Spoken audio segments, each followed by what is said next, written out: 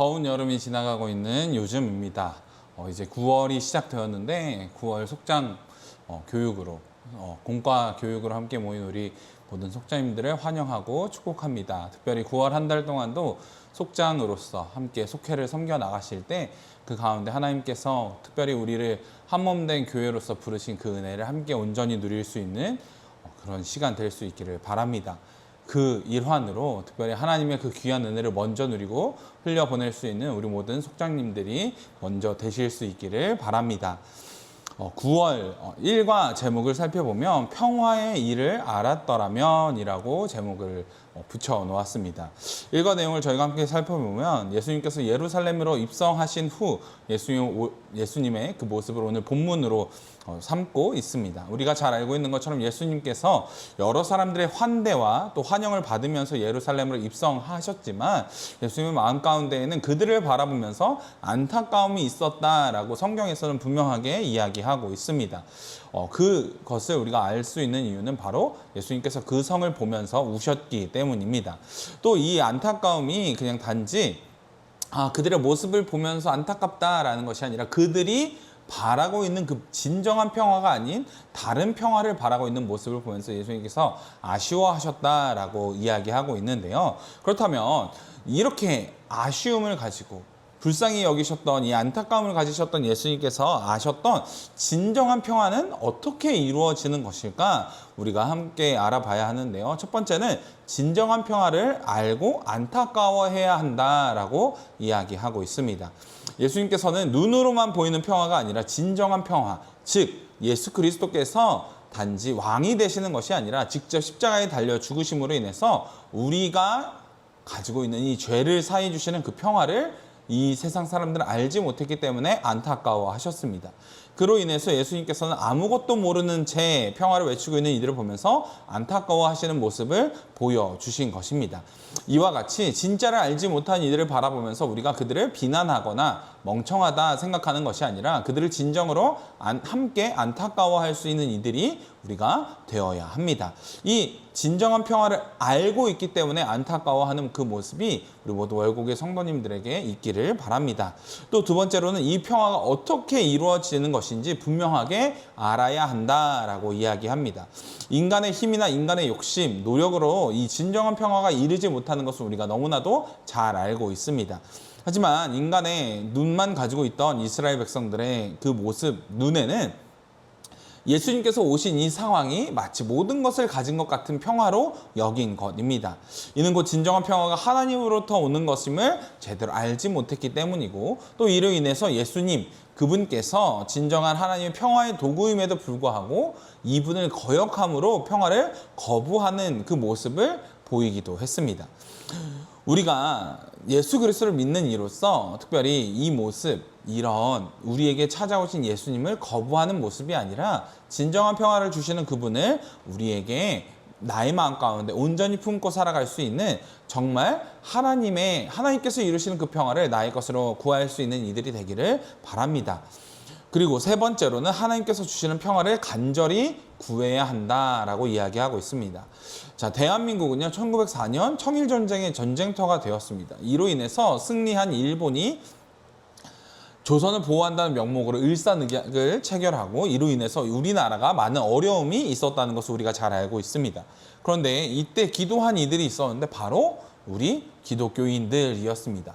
이화학당에서 이 구국 기도가 시작되게 되었는데 이것이 단지 그곳에서만 끝난 것이 아니라 점차 번져 전국적으로 퍼지게 되었고 이런 기독교 이 구국 기도의 바탕으로 대한민국이 이 하나님의 은혜를 누릴 수 있는 그 바탕이 되었다는 것을 우리가 많은 이야기들을 통해서 이미 알고 있습니다.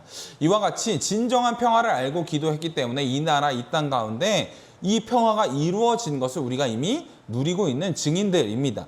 이와 같이 우리가 진정한 평화를 알고 이를 위해서 눈물로 함께 기도할 수 있는 하나님께서 도와주시기를 바라는 우리의 마음을 함께 올려드리며 하나님께서 주시는 진정한 평화를 구할 수 있는 이들이 되실 수 있기를 바랍니다. 이어서 두 번째 주 2과입니다. 의를 위하여 고난받으면이라는 제목인데요. 본문 말씀인 베드로전서에서는요, 고난받는 성도를 위한 위로의 말씀이 많이 있습니다. 그런데 베드로전서에서 이야기하는 것 외에도 우리가 삶에서 경험하는 많은 고난과 어려움들이 분명하게 있습니다. 그렇다면 이런 어려움, 의를 위한 고난일 때 우리가 어떻게 해야 할까요? 그렇다면 우리가 먼저는 그 고난을 두려워해서는 안 됩니다. 우리가 의도하지 않은 상황, 특별히 우리가 의로운 일, 선한 일을 하다가도 이런 고난과 어려움을 마주하게 될 때가 있습니다.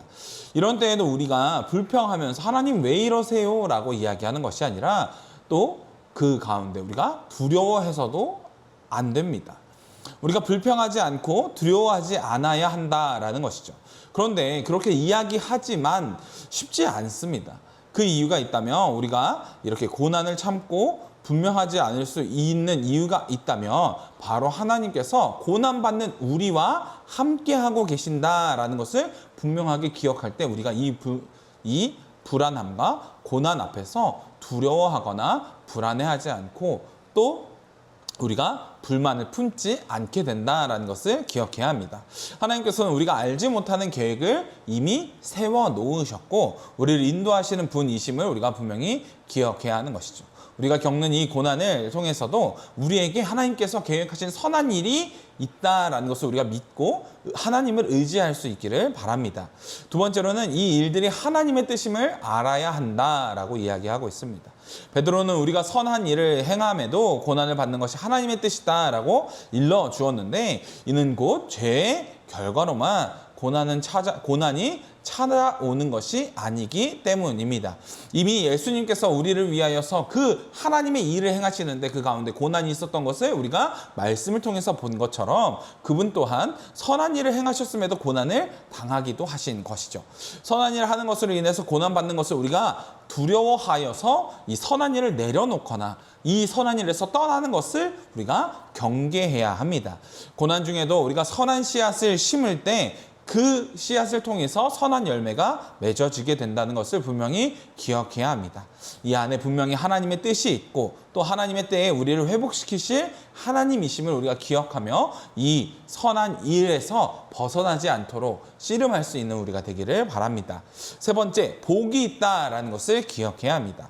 콩 심은 데 콩 나고 팥 심은 데 팥 난다라는 말처럼 우리가 이 고난 가운데에서 고난 가운데에서도 씨앗을 심을 때 그에 합당한 열매를 우리가 맺게 된다라는 것입니다.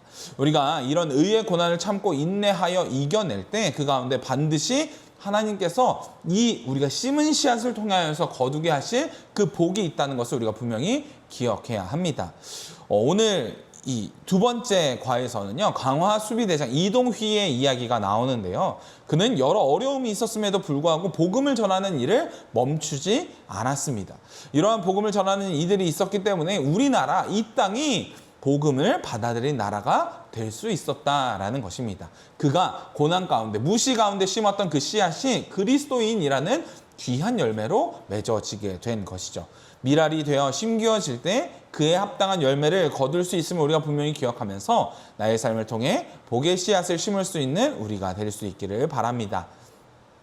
3과입니다. 자, 예수님께서 우리에게 주신 사명이 있습니다. 바로 부활하신 예수님께서는 우리에게 복음을 전하고 성령의 세례를 전하라 말씀하셨습니다. 하지만 제자들의 관심은요, 이와는 다른 곳에 있었던 것 같습니다. 그들은 예수님께서 회복하심이 이때입니까? 라고 질문하면서 예수님께서 정말 우리의 모습을 회복시키실 때가 언제일까? 라는 그 생각에만 빠져 있었던 것이죠. 그러자 예수님께서는 이 회복의 시기가 이 제자들의 생각과는 다르다라고 알려주셨습니다. 그렇다면 예수님께서 회복의 시기에 대해서 어떻게 말씀하셨을까요? 먼저는 하나님 아버지의 권한으로 결정된다라고 말씀하셨습니다. 사도들은 예수님께서 승천하신 이후에 성령으로 세례를 받기 시작하면 이스라엘의 회복이 시작될 것이다 라고 생각했습니다. 하지만 이들이 기대한 그런 회복에 대해서 예수님께서는 이는 하나님 아버지의 권한이다 라고 말씀하신 것이죠. 하나님께서는 약속을 이루시는 분이십니다. 이 앞에서 우리가 가져야 하는 것은요, 약속의 말씀을 붙잡고 믿음으로 하나님의 때를 기다리는 그 모습이 중요합니다. 하나님의 뜻, 하나님의 권한 앞에서 믿음을 사용할 수 있으면서 그 믿음을 사용하여 하나님의 때를 함께 기다릴 수 있는 이들이 되실 수 있기를 바랍니다. 두 번째는요, 이를 위해서 먼저 성령이 임하고 권능을 받아야 한다라고 말씀하셨습니다. 사도들은 예수님께서 이 회복을 이루시는 분이라고 생각했습니다. 많은 이스라엘 백성들이 맨 처음 첫 과에서 우리가 살펴본 것처럼 예수님을 환영한 것처럼 말이죠. 하지만 예수님께서는 자신은 승천하시지만 성령님을 우리에게 보내주시겠다라고 분명하게 말씀하셨습니다. 이를 통해서 우리가 권능을 받고 증인의 삶을 살게 될 것이다 라고 말씀하신 것이죠. 이러한 성령은 오늘도 우리와 함께하고 계십니다. 우리를 죄와 사망의 법에서 벗어날 수 있도록 우리를 인도해 주시는 분이 바로 그 성령이심을 우리가 기억해야 합니다. 이 성령님을 통해서 우리가 예수 그리스도의 사명, 특별히 우리가 복음을 전하는 사명을 이루며 살아가는 것입니다. 이 과를 함께 나누는 21일 이후에 우리가 9월 28일 9.28 총력 전도 주일이 진행되게 되는데, 이를 통해서 우리 모든 속회원들에게 하나님께서 우리에게 주신 이 사명, 복음을 전하는 사명에 대해서 깊이 한 번 더 나눌 수 있기를 바랍니다. 세 번째, 땅끝까지 이르러 증인의 사명을 다하라 라고 말씀하셨습니다. 한국 기독교를 제외하더라도 많은 나라에서 하나님의 복음을 전하는 그런 놀라운 증인의 삶을 살아간 이들이 참 많이 있습니다. 특별히 우리나라의 이 손정도 목사님, 오늘 과에서 예시로 나오고 있는 손정도 목사님은 과거 시험을 보러 가던 중에 들은 복음을 믿게 되고 그 사명, 특별히 이 복음을 전하는 사명을 삶의 자리에서 온전히 감당했습니다. 그리고 이로 인해서 많은 어려움을 당하기도 했습니다. 복음을 전하는 데에 많은 박해와 어려움이 있었던 것이죠. 하지만 그의 이 모습은 한국교회의 놀라운 유산이 되었음을 우리가 오늘 믿음을 가지고 있는 모습을 통하여서도 분명히 느낄 수 있습니다. 모든 일의 결과를 우리가 바로 알 수는 없습니다. 하지만 예수 그리스도께서 우리에게 보내주신 그 성령을 통한 사명의 삶을 우리가 살아야 한다라는 것은 분명합니다.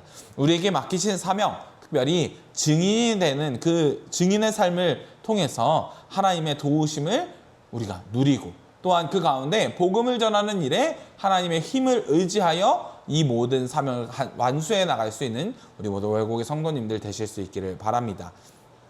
마지막 사과입니다. 내가 갈 길을 가야 하리니 라는 제목인데요.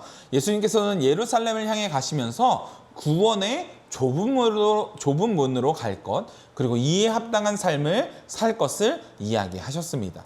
비극의 날을 맞이하지 않기 위해서는 예수님의 그 길을 잘 따라야 한다라고 당부하신 것입니다. 그렇다면 예수님께서 가신 이 길을 우리가 어떻게 따라가야 할까라고 살펴볼 때 먼저 핍박에 굴복하지 않아야 합니다. 예수님께서 이 어려운 일을 피하기를 바랬던 자신을 따르는 이들이 예수님을 찾아왔지만 예수님께서는 그 고난을 피하지 않으셨습니다. 헤롯의 핍박에도 자신의 길을 계속해서 갈 것이다 라고 말씀하신 것입니다. 이와 같이 예수 그리스도의 길을 따라갈 때 우리에게 이와 같이 예수님께서 당한 고난보다 더하지는 못하더라도 우리에게 어려움을 주는 이 고난들이 분명히 찾아올 때가 있습니다. 하지만 이때 우리가 굴복하지 않아야 합니다. 이를 분명히 기억하면서 이 핍박, 내가 능히 이 사명, 예수 그리스도의 길을 따라가는 데 있어서 내가 이겨야 하는 것이다 라고 분명히 기억하며 하루하루 이겨나갈 수 있기를 바랍니다. 둘째, 죽음도 각오해야 한다라고 이야기하고 있습니다. 죽음을 각오한다라는 것도 이렇게 이야기하지만 분명 쉽지 않은 것입니다. 하지만 자신이 죽임을 당할 것임을 알았음에도 예수님께서는 그 길을 걸어가셨습니다. 이것이 먼저 가신 예수님께서 우리에게 보여주신 모습이라는 것이죠. 예수님의 길을 따라 걸어간다는 거 우리에게 있어서 지금은 아니더라도 이전의 때에는요 분명 죽임을 당할 만큼, 죽임을 각오해야 할 만큼 두려운 일이었습니다. 하지만 두렵지 않을 수 있는 이유는요 예수님께서 또 하나님께서 우리와 함께 하시기 때문입니다. 우리도 예수님께서 우리와 함께 하고 계시다라는 것을 분명히 믿고 그 길, 예수님께서 먼저 걸어가신 그 길을 함께 믿음으로 걸어갈 수 있는 이들이 될 수 있기를 바랍니다. 셋째, 끝까지 사명을 다해야 합니다. 한국교회 역사에서도 이런 죽임을 당할 만한 큰 어려움이 있음에도 불구하고 두려워하지 않고 예수님의 길을 따라간 이들이 있었습니다. 특별히 상동교회 전덕기 목사님의 이야기가 나오고 있는데요. 가난하고 소외된 이들을 위한 목회를 하신 이 목사님의 장례식에는요, 시장의 상인, 또 길거리에 있는 거지, 또 기생까지 함께 나서서 내가 이 상여를 하겠소라고 이야기하면 상여꾼을 자처했다고 합니다. 이 전덕기 목사님께서 이 일들이 일어날 수 있었던 이유, 이 장례식에 이 모습이 일어날 수 있었던 이유는 일제의 그 압박과 어려운 탄압에도 불구하고 좌절하지 않고 그 가운데에서도 복음을 전하는 그 사명을 온전히 감당했기 때문입니다. 우리가 제목에서 이야기하고 있는 것처럼 주님의 길을 따라간다라는 것, 우리에게 있어서 고난이 따르는 길임을 우리가 분명히 잘 알고 있습니다. 죽음을 각오해야 할 수도 있는 것이죠. 예수님께서는 누구든지 나를 따라오려거든 자기를 부인하고 자기 십자가를 지고 나를 따를 것이니라 라고 말씀하셨습니다. 예수님께서 먼저 가신 그 길을 우리가 따라가기로 결단한 이들로서 바로 우리가 정말 그 길을 따라가는 이들입니다 라는 그 믿음을 가지고 이 길의 끝에서 하나님, 또 우리 이 길을 따라가게 만드신 예수 그리스도, 그분을 만나는 날까지 우리가 이 길을 벗어나지 않고 이 복음을 전하며 예수 그리스도의 십자가를 지고 살아가는 이 사명을 끝까지 살아내기 위해서 날마다 씨름하며 용기를 가지고 살아갈 수 있는 이들이 되실 수 있기를 바랍니다. 이렇게 총 4주간의 속회 공과를 함께 나누어 보았습니다. 각자 다른 모습으로 속회를 드리게 되겠지만 이 속회를 드림을 통하여서 특별히 복음의 사명, 예수 그리스도의 길을 따라가는 사명, 이것을 함께 다루는 그 가운데 우리의 마음 가운데 있는 믿음을 함께 고백하고 특별히 우리에게 일하시는 하나님의 그 때를 함께 우리가 속회로서 기도로 준비하며 기다리며 함께 하나 된 교회를 더욱더 이루어 가실 수 있는 우리 모든 공동체들, 특별히 우리 모든 월곡에 속해 되실 수 있기를 바랍니다. 자, 기도하고 9월 속회 공과 교육 마치도록 하겠습니다. 사랑의 하나님, 오늘도 우리에게 9월 공과 교육을 허락하여 주심에 감사를 올려드립니다.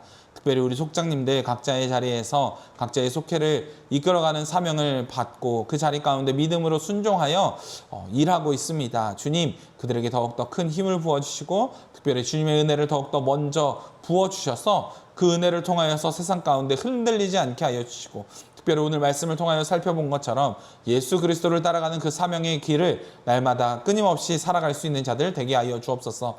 이 믿음의 삶을 완주하는 그때 그 길의 끝에서 우리를 만나 주실 하나님과 우리 주 예수 그리스도를 기대하오니 주여 우리에게 이 모든 일들을 행할 수 있는 힘의 힘을 더하여 주옵소서. 우리와 날마다 함께하여 주심에 감사를 올려드리며 우리 구주 예수 그리스도의 이름으로 기도드렸습니다. 아멘.